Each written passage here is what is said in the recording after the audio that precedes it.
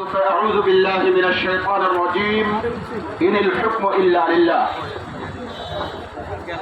আসন্ন ত্রয়োদশ জাতীয় সংসদ নির্বাচনের সিলেট ৪ জয়ন্তা গোয়েন্দাঘাট কোম্পানিগঞ্জ থেকে খেলাফত মজলিস তথা দেওয়াগড়ি প্রতীকের মনোনীত প্রার্থী দেশবরেণ্য আলেমে দ্বীন মুফাসসিরে কোরআন ইসলামী চিন্তাবিদ মুফতি আলী হাসান ওসামা ভাইয়ের সমর্থনে আজকের এই প্রচার মিছিলে আগত সকলকে জানাচ্ছি আমার তরফ থেকে, হরিপুর বাজার এলাকার তরফ থেকে আন্তরিক মোবারকবাদ ও অভিনন্দন। আমাকে এলাকার তৌহিদি জনতার পক্ষ থেকে এবং এলাকার পক্ষ থেকে স্বাগতিক বক্তব্য রাখার জন্য বলা হয়েছে। সুযোগ দেওয়ার জন্য অশেষ মোবারকবাদ এবং উপস্থিত হতে পেরেছি বলে মহান রবের দরবারে শুকরিয়া আদায় করি। সকলে বলি আলহামদুলিল্লাহ।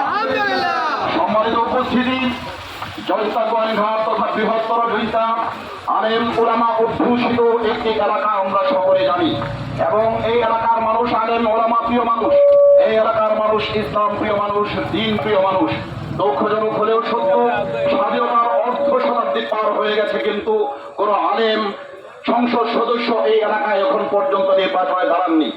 আমাদের সৌভাগ্য হয়েছে খেলাফত মজলিস একজন দেশসেরা স্মার্ট যুগ সচেতন তাত্ত্বিক গবেষক লেখক ইকোনমিস্ট ইসলামী চিন্তাবিদ মুফাসসিরে কোরআন মুফতি আলী হাসান ওসামাকে এই নির্বাচনের জন্য মনোনয়ন করেছে। সেই জন্য আমরা সকলে সৌভাগ্যবান, কথা বলুন ঠিক কিনা?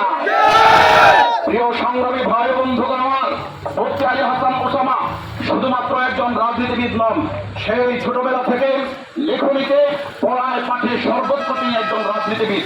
শুধু রাজনীতিবিদ নন, তিনি একজন যোগ্য আলেমে দ্বীন আলেমে বায়ামল, একজন হাফেজ কোরআন, একজন প্রাপ্য মুফতি, একজন ফকিহে মাহির। আলহামদুলিল্লাহ, সকলে বলে আলহামদুলিল্লাহ।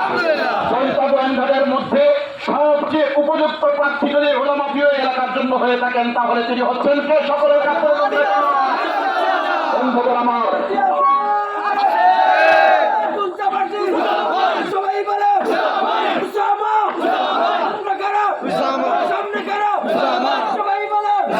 বন্ধুগণ আমার, আলী হাসান ওসামার কথা, তিনি যখন কথা বলেন তখন তার কথায় জাদু ফুটে ওঠে, কথা বলুন ঠিক কিনা?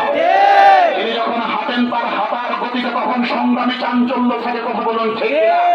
তিনি যখন বসেন তখন বসার মধ্যে বুজুর্গি ভাব গাম্ভীর্য থাকে, কথা বলুন ঠিক কিনা?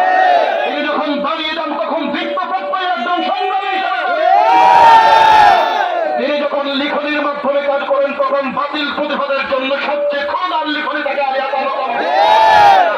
এই আলী হাসান ওসামা এই রাজনীতির ময়দানে এসেছেন ইনশাআল্লাহ। জয়ন্তা গোয়েন্দাঘাট প্রাকৃতিক প্রাচুর্যে ভরপুর এই এলাকার কৃষক, শ্রমিক, জনতা, মোটে মজুর সকল শ্রেণীর মানুষের অধিকার আদায়ের জন্য আলী হাসান ওসামা সংসদে কথা বলবেন এবং দ্বীন কায়েমের পথে একজন নির্ভীক মুজাহিদ দ্বীন হিসেবে আলী হাসান ওসামা